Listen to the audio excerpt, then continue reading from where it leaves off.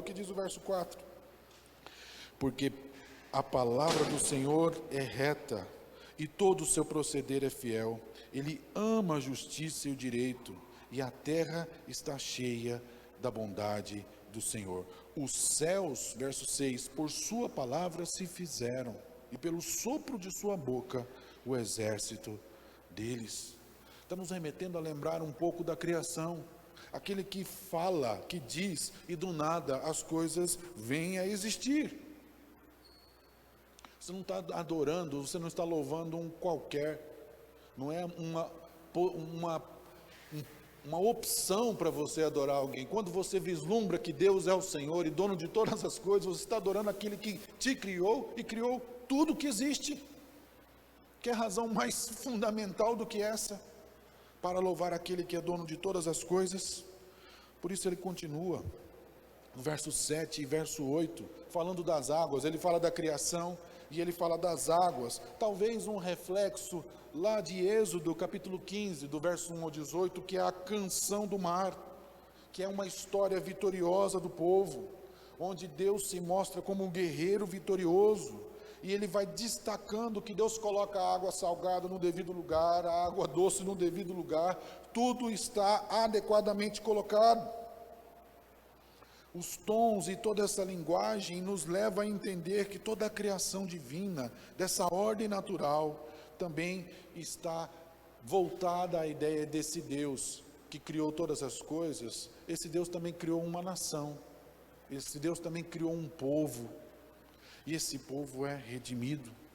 Ele começa a fazer uma transição aqui, do versículo 7 ao versículo 8, quando começa a falar das águas, e desse Senhor que governa todas as coisas, desse Deus que criou o natural. Ele criou também isso que poderia chamar de subjetivo. Ele nos criou seres, ele nos criou homem, mulher, e aí é que entra dentro desse plano revelacional de Deus sendo louvado pela criação, também deve ser louvado pelo plano que Ele tem para mim, pelo plano que Ele tem para você, pelo plano que Ele tem para o seu povo. Louve a Deus porque Ele criou não só as pedras, as árvores, a água, mas Ele criou você, Ele criou o seu povo. E então a história vai ganhando aí uma proporção mais complexa. Isso vai nos colocando, enquanto a palavra nos leva à ideia do valor dela ser reta como a criação, a história como um pano de fundo divino nos leva a esses desígnios, como ele começa a usar aqui no versículo 10 e versículo 11, os desígnios de Deus, os planos do Senhor. Enquanto no verso 10 os planos dos homens são frustrados, no versículo 11, os planos do Senhor são para sempre, são retos e são perfeitos. Ele começa a levantar um contraste aqui, e aqui uma unidade poética.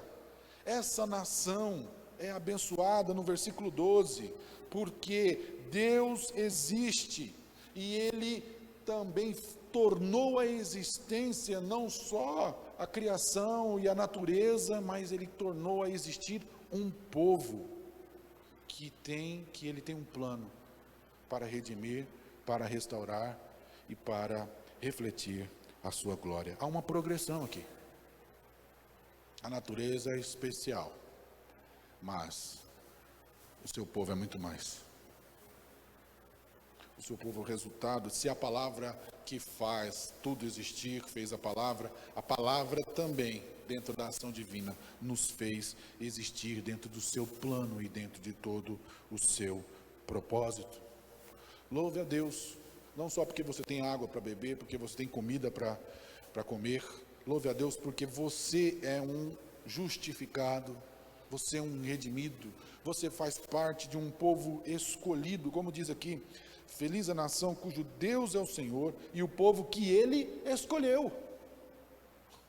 Não é alguém que escolheu a Deus como seu Deus, um povo que Ele escolheu, um povo que Ele estabeleceu, e se você faz parte, você é um escolhido. Há uma grande especialidade nisso, e esse conhecimento, mais complexo ainda do que simplesmente contemplar a natureza, mas contemplar a sua obra como um povo, uma obra de redenção para o seu povo, me deve conduzir a louvar e agradecer a Deus também.